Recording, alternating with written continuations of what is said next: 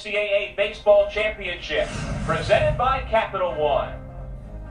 From David F. Couch Ballpark in Winston-Salem, North Carolina, it's game number 2 of the Winston-Salem Regional between the top-seeded Demon Deacons and the 4th-seeded champs of the America East Conference, Maryland, Baltimore County. Game 1 this afternoon saw balls flying out and over the wall.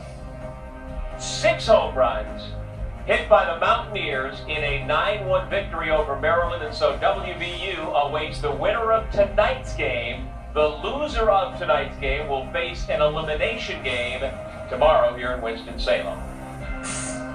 With John Gregory, I'm Doug Sherman. So glad you could be here. Now, we saw lots of home runs in the afternoon by West Virginia, but this is Wake's home field, and this is the second most prodigious home run hitting team in the country. Will we see more of that tonight? Well, if it's anything like this afternoon, we're certainly going to see that this team has hit 96 home runs this year. And one guy in particular, Gavin Sheets, 20 home runs on the year, including 79 RBIs. This guy is a terror at the plate. Those 20 home runs, 7th in the country. The 79 RBIs, number 2 in the country. The Deeks can put runs on the board. Can UMBC slow them down? We'll find out when we come back to the couch. First pitch coming up next between Wake Forest and UMBC. Back at David F. Couch Ballpark, the home of the Wake Forest Demon Deacons. As we head to the bottom half of the first inning, former Dodgers minor leaguer John Gregory, Doug Sherman. So glad you could be here this evening to watch a little college baseball. It is that time of year, the Field of 64 working its way to Omaha. And for the Deeks, there is no offense in the country that does it better than these guys. Their coach calls Stuart Fairchild and Gavin Sheets the best 3-4 combo in the entire country. And John, it's hard to argue. No, you look at their numbers, and no doubt about it, you got to talk about them at the top. And up and down this lineup, guys are dangerous. I mean, 7, 8, 9 spot, it really doesn't matter. There's no place to hide if you're out there on the bump, because this team is loaded with guys that can take it out of the ballpark. So again, you look at the middle of their lineup. Fairchild has 15 homers. Sheets has 20. That's 7th most in the country. Aiello has 18. Steele 12. And Marinpo 12. And that's the number 8 hitter in the lineup. They'll try to do damage against Michael Austin, the veteran right-hander, who has NCAA regional experience, trying to use that here against Wake. Yeah, and you look at this guy, he's fastball 87 to 90, a slurve, 2-pitch guy. That's the thing that concerns me as a starting pitcher against a offense like this. You need the 3 or 4 pitches. So if he's going to be successful with the fastball and that slurve, he's going to have to work down in the lineup, or down in the zone, I should say. 120 pitches he threw last Friday. So we'll see how fresh he is today. Enjoyed talking with him in the dugout yesterday. Great kid, really focused, and he's a nice kid to talk to. Yeah, out of Eldersburg, Maryland, and the previous experience he has pitching in the NCAA came 3 years ago in his first college stop at Bethune-Cookman University. That's a Florida school that gets to the NCAA tournament fairly regularly. They're in the Field of 64 again this year. And he pitched 3 innings of relief against Miami for a very good squad. He also is an all-conference type, second-team All-America East, and he hopes potentially to get drafted. If not, he should at least get looks. And like you said, with scouts sitting right behind home plate, at least a dozen of them, good performance tonight can go a long way. It certainly will. They've got their eyes on this. They're here to see this offensive lineup, too, but you can catch the eyes. Pryor sends it out to center. Sally settles, and there's one away. Well, based on the way the baseballs were flying this afternoon for West Virginia, I think the people in the stands here tonight expect anything in the air to go out. Yeah, and if they've been watching games here all year, they're going to sit on the edge of their seats offensively. Well, Sally anchors the defense out in center, flanked by Beeman and Stack. On the infield, Torres, Carroll, Wright, and Switolski. Dolshin behind the plate, Austin on the hill. And now he faces Jake Mueller, the .354 hitting second baseman.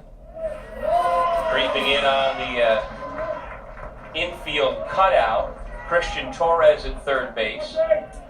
Protecting against the bunt, also pinching in at first is Switolski. And the count is 1-1.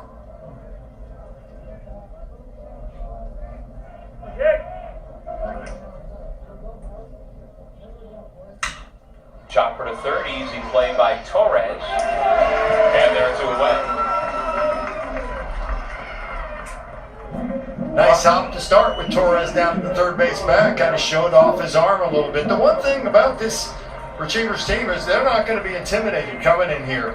Nice environment for them. They're excited to play in front of this big crowd. Not often do they have the opportunity to do that. So when you get the opportunity, boy, you get a little bit pumped up. Sometimes you try to overthrow and do some things you shouldn't do. But so far, I think good start for UMBC. And it's probably a good thing that Michael Austin couldn't look at the graphic we just showed you with all the home runs that he's facing. But again, how much does it help him? He's a fifth-year guy. He's not a kid anymore. To have pitched in an environment like this on this stage against the Miami Hurricanes 3 years ago. Oh, I think it's huge, and I think that helps the other team as well, because you're always going to go to your veteran guys and ask what it was like, what's the feel like, and you can kind of describe it, but especially having done that on the mound before, that's where you typically try to overthrow. Mitchell Carroll, the shortstop, and that's a quick 1-2-3 inning. The Retrievers and the Deep scoreless after one. Whip around coverage is also available through ESPN3 and the Bases Loaded channel.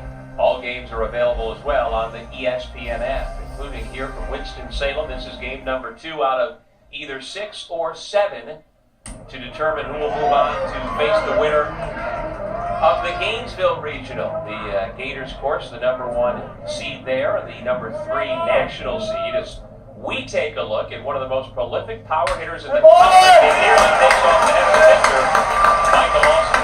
It's a line drive, base hit for Gavin Sheets.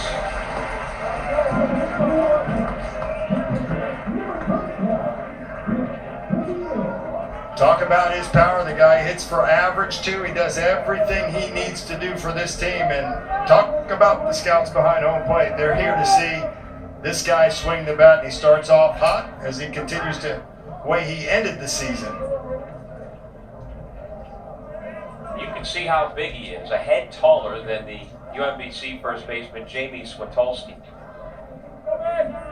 Gavin Sheets listed at 6'5", 235 pounds. And I would imagine one of the great questions as Ben Brazil takes a ball, how will his power project at the professional level and with the wood bat?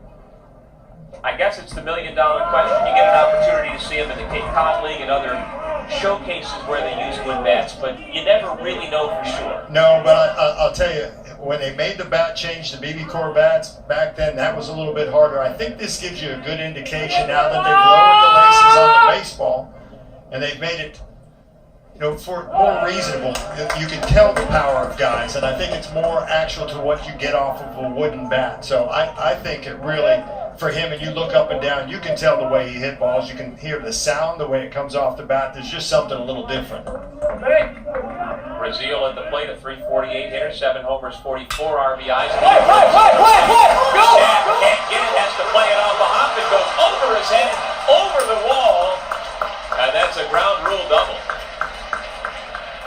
Perhaps a break for UMBC because Sheets likely would have scored all the way from first. No question about that, but there's the power to all fields for these guys. They're going to spread this field out. Defensively, you have to be ready to go. That ball was hit extremely hard. I thought it was just going to be able to bounce off the wall. That had to tipped off the glove of the right field at that time, and he helped it over the wall. Well, I thought that took a funky hop because it was hit on the line, but he got some help out there, and now it's second base. And so the Demon Deacons are set up for a big inning. 2 runners on, both in scoring position with nobody out for Johnny Aiello. Second on the team with 18 home runs, along with 49 ribbies, and a gaudy .326 batting average. Feels like you can say that for most guys that step into play, right? You give them home run numbers. You see that 18 on the year, .326 average, and Coach Tom Walter said probably more raw power from this guy as much as anybody else on the team. Well, not to compare any of these guys to Chris Bryant, but I use him as a recent example of a guy who had prolific power in college at San Diego, and you know, the Cubs took a chance and projected that it would work at the professional level and at the major league level, and my goodness, has it ever. I mean, he wins an MVP in his second year and leads the Cubs to the World Series title. Play for Carroll at short. This will score the run. They get the out at first as Gavin Sheets makes it 1-0 Wake Forest. Sometimes you don't need the big fly ball to get those runs knocked in and be a production guy. That time, all you needed was a ground ball. The defense playing back. Get the ground ball to the shortstop there. They're giving up the run early to try to stay away from the big inning. They get the out, but Wake Forest gets the run. Give an RBI to Aiello, and now Bruce Steele stands in with Brazil still standing at second base.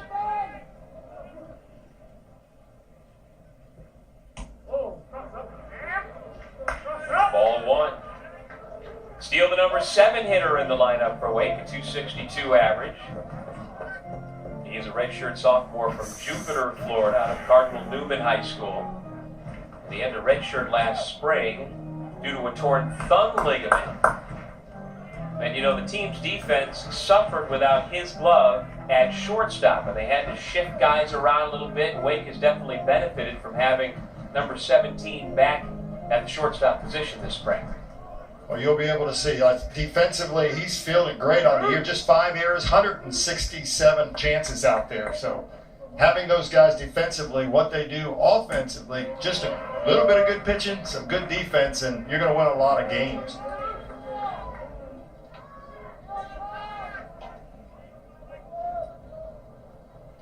Well, even though Steele grew up in Florida, he is a native of New York. He was born in White Plains, just outside of New York City. Got under that one and hits it a mile-high foul, and it'll get out of play.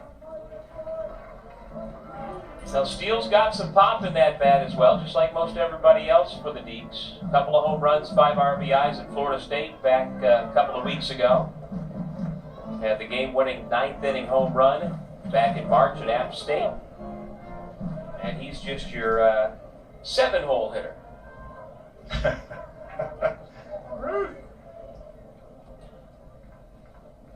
Michael Austin shakes off his catcher, Hunter Dolshin. We talked to both of them yesterday about that. We don't see that often. Foul back. They seem to have a great relationship between the two of them. Yeah, and they got that over summer ball, and that's the thing that you want to have that confidence in your catcher and ability to do that. Dolshin, again, he calls the pitches behind the plate. Michael Austin has the ability to shake him off, but when he's wrong, Dolshin will certainly let him know about it, and they laughed about it yesterday.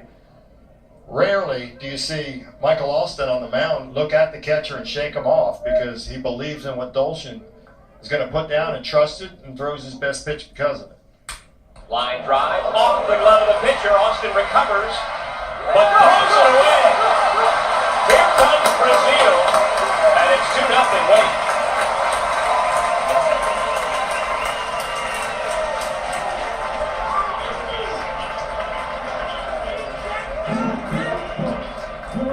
Boy, a hard shot back to Austin that time. Looked like he was playing a little defense there to be able to knock that ball down. And once he got to it, he started to panic a bit and made a wide throw over to first base. Steele was moving down the line. Not able to get him, and because of the throwing error, another run on the board.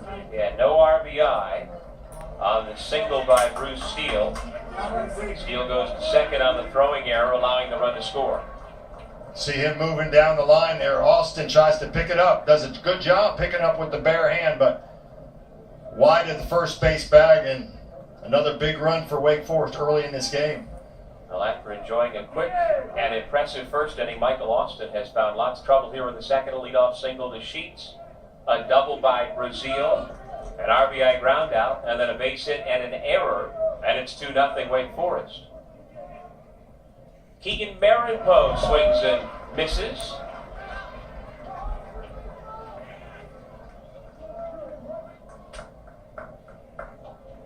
See this shot right back at him. Just missed his head. Good to get his glove up there.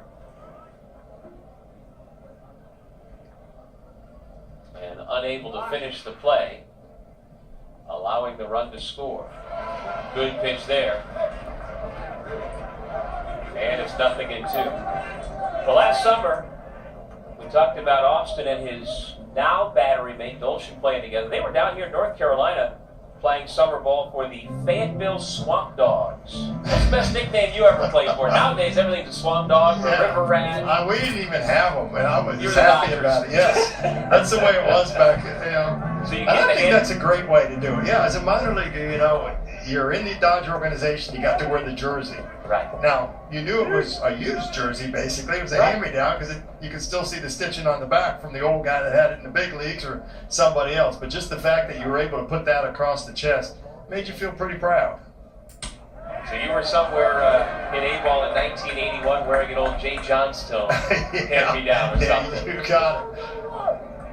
Which is still pretty cool in and of itself. But, in this day and age, it's because of marketing that all of the minor league teams, for the most part, have these cute and clever nicknames. So you can get a mascot, and the kids buy merchandise, and things like that. It's all kind of neat. Swing and a miss.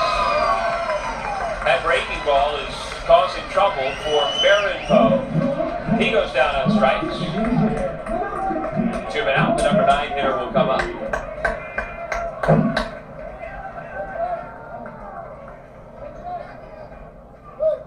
This is Logan Harvey, the designated hitter tonight. Harvey's another one of the Deeks who had his season cut short a year ago because of injury. He suffered a stress fracture in his elbow last April. He also missed summer ball. And his father has something in common with you, John. His father, Ken, played in the Dodgers minor league system. Did you ever play with a Ken Harvey? Nope. No. Nice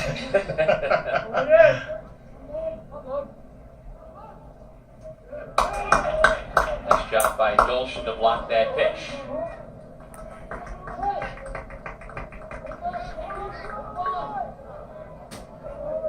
Well, if Austin can limit the damage here in the inning to only 2 runs, he will have done pretty well for himself.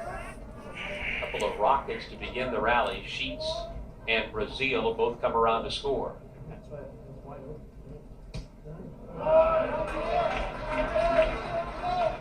Look at the second baseman, A.J. Wright, playing way out in right field. Looks like a rover. He's almost over near the iconic Arnold Palmer umbrella logo that's out in center field. Yeah, you don't typically see that now. Maybe if it's a left-hander up there that's going to pull, but he's got him to pull certainly to the left side, but a little deep. You do not see second baseman typically playing there against the right-handed hitter. Let's hope he's got a good arm. And I mentioned the honoring of Arnold Palmer. Every Wake Forest athletic team has been wearing the AP patch on their uniforms, including the baseball team this year, and that logo has been affixed to all of the home facilities in honor of the great golfer who passed away last fall. The greatest demon deacon of them all. Always continue to be a contributor to this program, and I think that's just a great thing to do to honor him, and they do it throughout the program each year. The best athlete award, is the. There's the AP on the back of the helmet of head coach Tom Walter. Ball 4. Harvey takes his base and back to the top of the order for Wake Forest. Well, after batting practice yesterday, I went over to the main campus proper. We're, a mile away from the main campus where the athletics here are for the most part. And they have built a fairly new golf complex in honor of Arnold Palmer. They got a beautiful statue out front, and they have built that complex on the site of the old baseball diamond that up until 2008 was the home of the Demon Deacons before they moved out here in 09. Pryor takes a ball. The ballpark we're at was a minor league park for decades and decades. And Wake Forest took it over in 08, and they have sunk millions upon millions of dollars into this place. And they are continuing to just overhaul it. It's a beautiful spot now. Oh, it certainly is. We had a chance to go in the locker room yesterday and check that out. What a great recruiting tool that is. Foul ball. Yeah, they just moved into their new clubhouse late January, early February. They are still doing work down the right field line here to put in chair backs and to continue to make this ballpark one of the nicest in the ACC, if not the country. When you have those facilities like that, and then you get the winning reputation, guys start looking to places they want to go. This is certainly a very attractive place. If you're a recruit out there and they take you in that locker room, immediately the first thing is like, wow, this is pretty impressive. Yep. And in West Virginia, they've done similar things, building a brand new field that has helped attract recruits and generate interest. At West Virginia this year, they've had record crowds. Yep. And we understand here tonight, this may wind up being an all-time record crowd in Wake Forest baseball history. Yeah, we were talking during that first game. Opportunity to play, facilities. Kids want to go to places that, they've got good fan support that they're out there playing. When you look around the country and you see how college baseball every year is getting bigger and better, it seems like, and almost the minor leagues, the lower level of the minor leagues are kind of a step behind some of the top college baseball when you talk about the ACC and the SEC and just some of the big conferences, Big 12 you're talking about. I mean, it's an amazing thing the way this sport has grown. And you look at programs like Vanderbilt in Virginia that for many years didn't have that sort of ability to attract top players, but they had universities that decided to become good at baseball. They invested the money, got the right coaches in place, got the right support, and now those are two of the premier programs in the country. No question about it. Look at Kentucky, same thing. Yeah. Louisville's playing very well. So you don't think Kentucky's going to let Louisville run away from them, do you? So they're going to put millions of dollars, $40 million into a facility up there in Kentucky. That's going to be top notch. Pryor stays alive again. The count holds 3-2. Even the Big Ten, when you look at it, Indiana a few years ago, up there, they hosted a regional, new facility, new field, same thing, new batting facilities. And I think this turf and what we're seeing out here on this beautiful field gives an opportunity for teams up north to start playing some more games too. So it's really kind of rounding out everybody, evening things out from that standpoint. But you got to spend money, it seems like, to attract the best guys out there. Ball 4, the bases are loaded. Over to third goes Steele, second Harvey, as Pryor goes to first. And Jake Mueller will be the 8th batter this inning. Will he face Michael Austin?